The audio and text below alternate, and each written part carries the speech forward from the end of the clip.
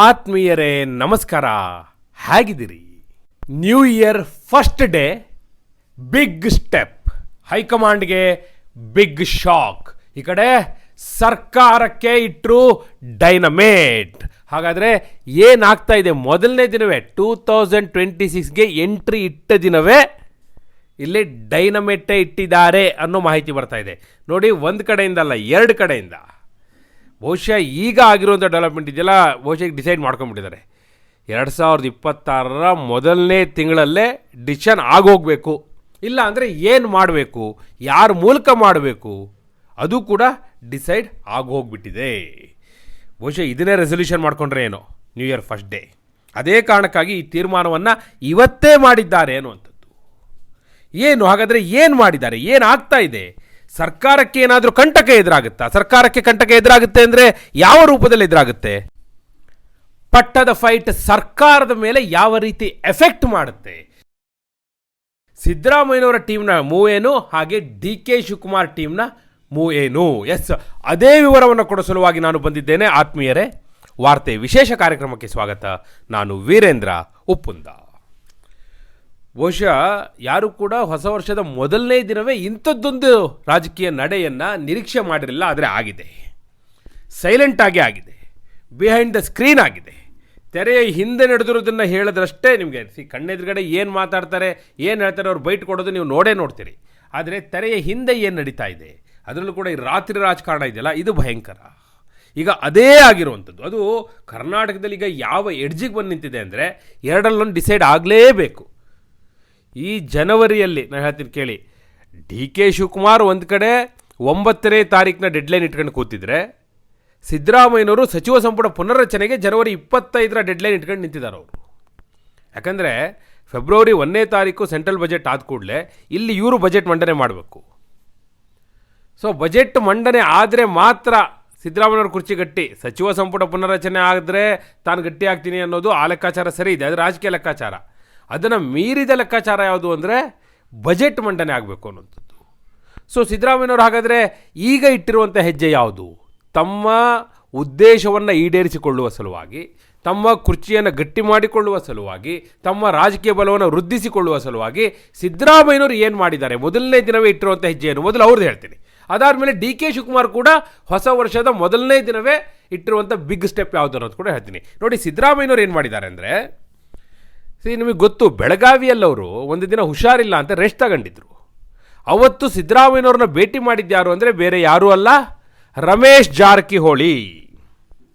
ಇವತ್ತಿಗೂ BJPಯಲ್ಲಿರುವಂತಹ ರಮೇಶ್ ಜಾರಕಿಹೊಳಿ ಸಿದ್ದರಾಮಯ್ಯನವ್ರನ್ನ ಸೌಜನ್ಯದ ಭೇಟಿ, ಆರೋಗ್ಯ ವಿಚಾರಿಸ್ಲಿಕ್ಕೆ ಹೋಗಿದ್ದು ಅಂತೇಳಿ ಹೋಗಿ ಭೇಟಿಯಾಗಿ ಮಾತುಕತೆ ನಡೆಸಿ ಬಂದರು. ನೋಡಿ, ಅವತ್ತು ಮಾತುಕತೆ ಆರಂಭ ಆಗಿತ್ತು, ಇವತ್ತು ಮಧ್ಯಸ್ಥಿಕೆ ಬಂದಿದೆ. ಅಲ್ಲಿ ರಮೇಶ್ ಜಾರಕಿಹೊಳಿ ಹೋಗಿ ಭೇಟಿ ಆಗಬೇಕಿದ್ರೆ ಸುಮ್ಮನೆ ಅಲ್ಲ, ಅದಕ್ಕೂ ಮೊದಲು ಸಿದ್ದರಾಮಯ್ಯನವರು ಸತೀಶ್ ಜಾರಕಿಹೊಳಿ ಎಲ್ಲ ಸೇರಿ ಒಂದು ಡಿನ್ನರ್ ಮೀಟಿಂಗ್ ಮಾಡಿದರು. ಆ ಡಿನ್ನರ್ ಮೀಟಿಂಗಲ್ಲಿ ಆದಂಥ ಡಿಸಿಷನ್ ಇಂಪ್ಲಿಮೆಂಟೇಷನ್ ಆಗಿದ್ದು ರಮೇಶ್ ಜಾರಕಿಹೊಳಿಯ ಮೀಟಿಂಗ್ ಮೂಲಕ. ರಮೇಶ್ ಜಾರಕಿಹೊಳಿ ಈಗ ಮತ್ತೆ ಮಧ್ಯಸ್ಥಿಕೆಯನ್ನು ವಹಿಸ್ತಾ ಇದ್ದಾರೆ ಸಿದ್ದರಾಮಯ್ಯನವರ ಟೀಮ್ನ ಪರವಾಗಿ. ಹಾಗಾದರೆ ರಮೇಶ್ ಜಾರಕಿಹೊಳಿ ಯಾರು? ಹಾಗಾದರೆ ರಮೇಶ್ ಜಾರಕಿಹೊಳಿ ಹೈಕಮಾಂಡ್ನ ಯಾವ ನಾಯಕರನ್ನ ಈಗ ಅಪ್ರೋಚ್ ಮಾಡಿದ್ದಾರೆ? ಅಲ್ಟಿಮೇಟ್ಲಿ ಅಮಿತ್ ಶಾ ಅವ್ರನ್ನ ಅಲ್ಲಿ ಭೇಟಿ ಆಗಬೇಕು, ಅವ್ರ ಮೂಲಕ ತೀರ್ಮಾನ ಆಗಬೇಕು. ಆದರೆ ಅಮಿತ್ ಶಾ ಅವರು ಇಂಥ ವಿಚಾರಗಳಲ್ಲಿ ಡೈರೆಕ್ಟಾಗಿ ಅವರು ಬರೋದಿಲ್ಲ, ಅವರು ತಮ್ಮ ನಂಬಿಕಸ್ಥರನ್ನು ಕಳಿಸ್ತಾರೆ. ಈ ಕಡೆ ಜಾರಕಿಹೊಳಿ ಕುಟುಂಬಕ್ಕೂ ಕೂಡ ಆಪ್ತರಾಗಿರೋರು, ಆ ಕಡೆ ಅಮಿತ್ ಶಾ ಅವರ ನಂಬಿಕೆಯನ್ನು ಉಳಿಸಿಕೊಂಡಿರೋರು ಯಾರು? ಯಾವಾಗಲೂ ಜಾರಕಿಹೊಳಿ ಟೀಮ್ ಅಪ್ರೋಚ್ ಆಗೋದೇ ದೇವೇಂದ್ರ ಫಡ್ನವೀಸ್ ಮೂಲಕ. ಮಹಾರಾಷ್ಟ್ರದ ಮುಖ್ಯಮಂತ್ರಿ ದೇವೇಂದ್ರ ಫಡ್ನವೀಸ್ನ ಅಪ್ರೋಚ್ ಆಗಿದೆ Jarkiholi and team, Siddaramaiah and team. ಅಲ್ಲಿಗೆ ಒಂದು ವೇಳೆ ಜನವರಿ 25ರ ಒಳಗಾಗಿ ಸಿದ್ದರಾಮಯ್ಯನವರು ತಾವು ಅಂದುಕೊಂಡಂಥ ರಾಜಕೀಯ ನಿರ್ಧಾರಗಳು ಹೈಕಮಾಂಡ್ನಿಂದ ಆಗದೆ ಹೋದರೆ, ಸಚಿವ ಸಂಪುಟ ಪುನರ್ರಚನೆಗೆ ಅವಕಾಶ ಕೊಡದೆ ಹೋದರೆ, ಬಜೆಟ್ ಮಂಡನೆಗೆ ಅವಕಾಶ ಕೊಡದೆ ಹೋದರೆ, ತಮ್ಮ ಇಚ್ಛೆಯ ವಿರುದ್ಧವಾಗಿ ತಮ್ಮನ್ನು ಕುರ್ಚಿಯಿಂದ ಕೆಳಗಿಳಿಸುವಂಥ ಪ್ರಯತ್ನಕ್ಕೆ ಕೈ ಹಾಕಿದರೆ, ಈ ಕಡೆ ಹಾದಿಯನ್ನು ರೆಡಿ ಮಾಡಿದ್ದಾರೆ. ಈ ಕಡೆ ಸಿದ್ದರಾಮಯ್ಯನವರು ಡೈರೆಕ್ಟಾಗಿ ಎಲ್ಲೂ ಬರಲ್ಲ. ನಿಮಗೆ ಗೊತ್ತು, ಹಿಂದೆ ಕುಮಾರಸ್ವಾಮಿಯವ್ರ ಸರ್ಕಾರ ಬೀಳಬೇಕಿದ್ರು ಕೂಡ ಇದೇ ರಮೇಶ್ ಜಾರಕಿಹೊಳಿಯೇ ಆಗಲೂ ಕೂಡ ಟೀಮ್ನೆಲ್ಲ ಒಟ್ಟಾಕೊಂಡು ಹೋಗಿದ್ದು ರೆಸಾರ್ಟ್ಗೆ. ಆಗ ಬೆನ್ನಲ್ಲಿ ಇದ್ದವರು, ಹಿನ್ನೆಲೆಯಲ್ಲಿದ್ದವರು ಸಿದ್ದರಾಮಯ್ಯನವರು ಅನ್ನುವಂಥದ್ದು. ಈಗಲೂ ಕೂಡ ಸಿದ್ದರಾಮಯ್ಯನವರು ಎಲ್ಲೂ ಕಾಣಿಸ್ಕೊಳ್ಳಲ್ಲ. ಈಗಲೂ ಕೂಡ ಅವರು ಸದನದಲ್ಲಿ ನಿಂತು ಪ್ರಪಂಚ ಪ್ರಳಯ ಆದರೂ ಅವ್ರನ್ನ ಮತ್ತೆ ಕಾಂಗ್ರೆಸ್ಸಿಗೆ ಸೇರಿಸ್ಕೊಳ್ಳಲ್ಲ ಅಂತಾರೆ ಯಾರ್ಯಾರು ಹೋಗ್ತಾರೋ ಅವ್ರನ್ನ. ಅವತ್ತು ಹೋದಂಥ ಸೋಮಶೇಖರ್ ಈಗ ಕಾಂಗ್ರೆಸ್ ಜೊತೆನೇ ಇಲ್ವಾ? ಓಟ್ ಯಾರಿಗೆ ಹಾಕಿದ್ರು ಅವರು ಎಲೆಕ್ಷನಲ್ಲಿ, ರಾಜ್ಯಸಭಾ ಚುನಾವಣೆಯಲ್ಲಿ? ಗೊತ್ತಿಲ್ವಾ? ಇದನ್ನು ಗೌಪ್ಯವಾ? ಅರೆಬೈಲ್ ಶಿವರಾಮ್ ಹೆಬ್ಬಾರ್ ಯಾರ ಜೊತೆ ಇದ್ದಾರೆ? ಅಧಿಕೃತವಾಗಿ ಸೇರ್ಕೊಳ್ಳೋಕ್ಕಾಗಲ್ಲ, ಸೇರ್ಕೊಂಡಿಲ್ಲ. ಆದರೆ ಅನಧಿಕೃತವಾಗಿ ಈಗ ಅವರು ಕಾಂಗ್ರೆಸ್ ಜೊತೆನೇ ಇದ್ದಾರೆ. That's the fact. ಸೊ ಅಂತಹ ಬೆಳವಣಿಗೆಗಳು ಮುಂದೆಯೂ ಮತ್ತೆ ರಿಪೀಟ್ ಆದರೆ, ಹಿಸ್ಟ್ರಿ ರಿಪೀಟ್ಸ್ ಅಂತಾರಲ್ಲ, ಆ ರೀತಿ ಆದರೆ ನೀವೇನು ಆಶ್ಚರ್ಯ ಪಡಬೇಡಿ. ಅಂತಹ ಎಲ್ಲ ಸಾಧ್ಯತೆಗಳು ಕೂಡ ನಿಚ್ಚಳವಾಗಿದೆ. ನೋಡಿ, ಒಂದು ವೇಳೆ ಸಿದ್ದರಾಮಯ್ಯನವರ ವಿರುದ್ಧವಾಗಿ ತೀರ್ಮಾನಗಳಾದರೆ ಡಿ ಕೆ ಶಿವಕುಮಾರ್ನ ಏಕಾಏಕಿ ಸಿ ಎಂ ಮಾಡೋದು ಅನ್ನೋ ಲೆವೆಲಿಗೆ ಹೈಕಮಾಂಡ್ ಹೋಗಲ್ಲ. ಒಂದು ವೇಳೆ ಆ ಹಂತಕ್ಕೆ ಹೋದರೆ ಆಗ ಏನು ಬೇಕಾದರೂ ಆಗ್ಬೋದು. ಅದಕ್ಕೆ ಬೇಕಾದಂಥ ವೇದಿಕೆ ಈಗ ತೆರೆಯ ಹಿಂದೆ ಹೊಸ ವರ್ಷದ ಮೊದಲನೇ ದಿನವೇ ಸಿದ್ಧವಾಗಿದೆ. ಇದು ಸಿದ್ದರಾಮಯ್ಯ ಆ್ಯಂಡ್ ಟೀಮ್ ಉರುಳಿಸಿರುವಂತಹ ದಾಳ. ನೋಡಿ, ಅದಕ್ಕೆ ಜನವರಿ 25ರ ಡೆಡ್ಲೈನ್ ಅಂತ ನಾನು ಯಾಕೆ ಹೇಳಿದೆ ಅಂದರೆ, ನಿಮಗೆ ಗೊತ್ತಿದೆ, ಫೆಬ್ರವರಿ 1ನೇ ತಾರೀಕು ಕೇಂದ್ರದ ಬಜೆಟ್ ಆದರೆ ಅನ್ನೋದು ನಾನು ನಿಮ್ಗೆ ಹೇಳಿದ್ನಲ್ಲ, ಅದ್ರ ಜೊತೆಗೆ ಜನವರಿ 25ಕ್ಕೆ ಮೈಸೂರಲ್ಲಿ ಅಹಿಂದ ಸಮಾವೇಶ ಬೇರೆ ಇಟ್ಕೊಂಡಿದ್ದಾರೆ. ಸೊ ಅದು ಬೆನ್ನ ಹಿಂದೆ ಇರುವವರು ಯಾರು ಅನ್ನೋದು ಎಲ್ರಿಗೂ ಕೂಡ ಗೊತ್ತಿದೆ. ಸಿದ್ದರಾಮಯ್ಯವ್ರು ವೇದಿಕೆ ಮೇಲೆ ಬರದೇ ಹೋಗ್ಬೋದು. ಅಹಿಂದ ಸಮಾವೇಶ ಅಂದ ಕೂಡಲೇ ಕಣ್ಣು ಮುಂದೆ ಬರೋದು ಯಾರು ಅಂತೇಳಿ ಇಡೀ ಪ್ರಪಂಚಕ್ಕೆ ಗೊತ್ತಿದೆ. ಹೀಗಿರುವಾಗ ಸಹಜವಾಗಿ ಈ ದಾಳ ಇದೆಯಲ್ಲ, ಹೈಕಮಾಂಡ್ಗೆ ಸ್ವಲ್ಪ ಇಕ್ಕಟ್ಟಿನ ಪರಿಸ್ಥಿತಿಯನ್ನು ತರುತ್ತೆ. ಮತ್ತು ಸಿದ್ದರಾಮಯ್ಯನವರು ತಮ್ಮ ರಾಜಕೀಯ ಉದ್ದೇಶವನ್ನು ಈಡೇರಿಸ್ಕೊಳ್ಳಿಕ್ಕೆ ಏನು ಮಾಡಬೇಕು ಅದನ್ನು ಶುರು ಮಾಡಿದ್ದಾರೆ. ಈ ಕಡೆ D K Shivakumar and team ಇಟ್ಟಿರುವಂತಹ ರಾಜಕೀಯ ನಡೆ ಏನು, ಅದು ಕೂಡ ಹೊಸ ವರ್ಷದ ಮೊದಲನೇ ದಿನವೇ. ಅವರೇನು ಮಾಡಿದ್ದಾರೆ, ಅವರೂ ಕೂಡ ಅವರ ಹಾದಿನ ಅವರು ಬಹಳ ಹಿಂದೆನೇ ರೆಡಿ ಮಾಡ್ಕೊಂಡಿದ್ದಾರೆ. ಆದರೆ ಈಗ ಒಬ್ಬ ಪ್ರಮುಖ ನಾಯಕ ಹೇಗೆ ಸಿದ್ದರಾಮಯ್ಯನವರ ಟೀಮ್ಗೆ ದೇವೇಂದ್ರ ಫಡ್ನವೀಸ್ ಮಧ್ಯಸ್ಥಿಕೆಯನ್ನು ವಹಿಸ್ತಾ ಇದ್ದಾರೋ, ಅದೇ ರೀತಿ ಡಿ ಕೆ ಶಿವಕುಮಾರ್ ಟೀಮ್ಗೆ ಅಮಿತ್ ಶಾ ಅವ್ರನ್ನ ಅಪ್ರೋಚ್ ಮಾಡೋದಕ್ಕೆ, ಅಮಿತ್ ಶಾ ಅವರ ಟೀಮ್ನ ಅಪ್ರೋಚ್ ಮಾಡೋದಕ್ಕೆ ಮಧ್ಯಸ್ಥಿಕೆಗೆ ಒಬ್ಬ ಪ್ರಮುಖ ನಾಯಕ ಬಂದಿದ್ದಾರೆ.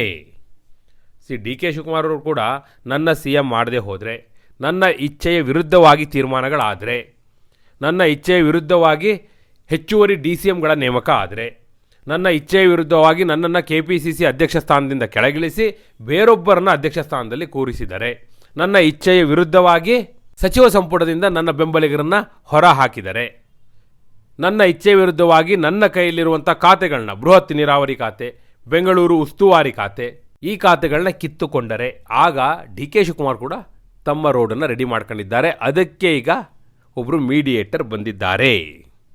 BJP ಹೈಕಮಾಂಡ್ ಜೊತೆ ಮಾತುಕತೆಯನ್ನು ನಡೆಸಲಿಕ್ಕೆ, ಮುಂದಿನ ಹೆಜ್ಜೆಯನ್ನು ತೀರ್ಮಾನ ಮಾಡಲಿಕ್ಕೆ ಅವರು ಕೂಡ ರೆಡಿಯಾಗಿದ್ದಾರೆ. ಹಾಗಾದರೆ ಡಿ ಕೆ ಶಿವಕುಮಾರ್ ಅವರ ಟೀಮ್ಗೆ ಈಗ ಮೀಡಿಯೇಟರ್ ಆಗಿ ಬಂದಿರೋದು ಯಾರು? ಬೇರೆ ಯಾರೂ ಅಲ್ಲ, ಹಿಂದೆ ಅವರೂ ಕೂಡ ನೋಡಿ, ಈಗ BJP ಹಾಗೂ JDS ನಡುವೆ ಮೈತ್ರಿ ಆಗಿದೆಯಲ್ಲ, ಆ ಮೈತ್ರಿ ಆಗಬೇಕಿದ್ರೆ ಅವರೇ ಪ್ರಮುಖವಾದ ಕಾರಣ. ಅಮಿತ್ ಶಾ ಜೊತೆಗೆ ಮಾತುಕತೆ ನಡೆಸಿ ದೇವೇಗೌಡರನ್ನ, ಕುಮಾರಸ್ವಾಮಿನ ಎಲ್ಲರನ್ನೂ ಕೂಡ ವಿಶ್ವಾಸಕ್ಕೆ ಪಡೆದು ಕುಮಾರಸ್ವಾಮಿ ಅವ್ರನ್ನ ಅಮಿತ್ ಶಾ ಬಳಿ ಕರೆದುಕೊಂಡು ಹೋಗಿದ್ದೆ ಅವರು. ಯಾರು? ಬೇರೆ ಯಾರೂ ಅಲ್ಲ, ಗೋವಾ ಮುಖ್ಯಮಂತ್ರಿ ಪ್ರಮೋದ್ ಸಾವಂತ್. ಎಸ್, ಪ್ರಮೋದ್ ಸಾವಂತ್ ಎಂಟ್ರಿ ಕೊಟ್ಟಿದ್ದಾರೆ. ನೋಡಿ, ಅದಕ್ಕೆ ಮೊನ್ನೆ ಡಿ ಕೆ ಶಿವಕುಮಾರ್ ಗೋವಾ ಕೂಡ ಹೋಗಿದ್ರು, ನೀವು ಗಮನಿಸಿರ್ಬೋದು. ಅಲ್ಲಿ ಏನೇನು ಮೆಸೇಜ್ ಪಾಸ್ ಆಗಬೇಕು, ಪಾಸ್ ಆಗಿದೆ. ಈಗಾಗಲೇ ಏನೇನು ತೀರ್ಮಾನಗಳಾಗಬೇಕು ತೆರೆ ಹಿಂದೆ ಆಗ್ತಾ ಇದೆ. ನಿಮಗೆ ಮೇಲ್ನೋಟಕ್ಕೆ ಕಾಣಲ್ಲ ಅಷ್ಟೇ, ಹೊರನೋಟಕ್ಕೆ ಗೊತ್ತಾಗಲ್ಲ, ಒಳಗೆ ಏನೇನಾಗಬೇಕು ಆಗುತ್ತಿದೆ. ಬಹುಶಃ ಜನವರಿ ಎಂಡೊಳಗೆ ನಿಮಗೆ ಕ್ಲಿಯರ್ ಪಿಕ್ಚರ್ ಸಿಕ್ಕೋಗುತ್ತೆ. ಆಲ್ಮೋಸ್ಟ್ ನಾನು ಹೇಳ್ತೀನಿ ಕೇಳಿ, ಜನವರಿ 9-10ನೇ ತಾರೀಕಿಗೆ ಮುಂದೆ ಕರ್ನಾಟಕ ರಾಜ್ಯ ರಾಜಕಾರಣದಲ್ಲಿ ಏನೆಲ್ಲ ಆಗ್ಬೋದು ಅನ್ನೋದು ಕ್ಲಾರಿಟಿ ಸಿಕ್ಕೋಗ್ಬಿಡುತ್ತೆ. ಅದಕ್ಕೆ ಮುನ್ಸೂಚನೆ ಈ ಮಧ್ಯಸ್ಥಿಕೆ. ಒಂದು ಕಡೆ ದೇವೇಂದ್ರ ಫಡ್ನವೀಸ್, ಇನ್ನೊಂದು ಕಡೆ ಪ್ರಮೋದ್ ಸಾವಂತ್, ಒಂದು ಕಡೆ ಸಿದ್ದರಾಮಯ್ಯ ಟೀಮ್, ಮತ್ತೊಂದು ಕಡೆ D K Shivakumar and team. ಯಾರು ಮೊದಲು ಹೆಜ್ಜೆ ನೀಡ್ಬೋದು? ಯಾಕಂದರೆ ಯಾರು ಫಸ್ಟ್ ಕಮ್ ಫಸ್ಟ್ ಸರ್ವ್ ಅನ್ನೋ ಥರ ಆಗೋಗ್ಬಿಟ್ಟಿದೆ ಅಂತಲ್ಬೇರೆ, ಯಾರು ಮೊದಲು ಹೋಗ್ತಾರೆ ಅವರಿಗೆ ಅಲ್ಲಿ ಅವಕಾಶ ಅನ್ನೋ ಥರ. ಹೀಗಾಗಿ ಅವರು ಕೂಡ ಕಾದು ನೋಡ್ತಾರೆ, ಅಂತಿಮವಾಗಿ ಒಂದು ತೀರ್ಮಾನ ಆಗುತ್ತೆ ಅನ್ನುವಂಥದ್ದು. ನಿಮ್ಮ ಪ್ರಕಾರ ಏನಾಗಬಹುದು? ಸಿದ್ದರಾಮಯ್ಯನವರು ಈ ಹಿಂದೆ ಕುಮಾರಸ್ವಾಮಿಯವರ ಸರ್ಕಾರವನ್ನು ಬೀಳಿಸುವ ಸಲುವಾಗಿ ಯಾವ ರೀತಿ ಟೀಮ್ ಕಳಿಸಿದ್ರು ಆ ರೀತಿ ಕಳಿಸ್ಬೋದು. ಯಾವುದೇ ಕಾರಣಕ್ಕೂ D K Shivakumar C M ಆಗಬಾರ್ದು ಅನ್ನೋ ಕಾರಣಕ್ಕಾಗಿ, ಅಥವಾ ಡಿ ಕೆ ಶಿವಕುಮಾರ್ ತಾನು ಸಿ ಎಂ ಆಗಲೇಬೇಕು, ಇಲ್ಲ ಅಂದರೆ ಈ ಸರ್ಕಾರವೇ ಇರಬಾರ್ದು ಅಂತಲೇ ಅವರೇ ಹೊರಟೋಗ್ಬಿಡ್ಬೋದು. ಏನಾಗ್ಬೋದು? ಎಸ್, ನಿಮ್ಮ ಅಭಿಪ್ರಾಯವನ್ನು ಕಮೆಂಟ್ ಮೂಲಕ ತಿಳಿಸಿ. ಹಾಗೆ ನೀವಿನ್ನೂ ವಾರ್ತೆ ಚಾನಲ್ನ ಸಬ್ಸ್ಕ್ರೈಬ್ ಮಾಡಿಲ್ಲ ಅಂದರೆ ಈಗಲೇ ಸಬ್ಸ್ಕ್ರೈಬ್ ಮಾಡಿ. ಧನ್ಯವಾದ.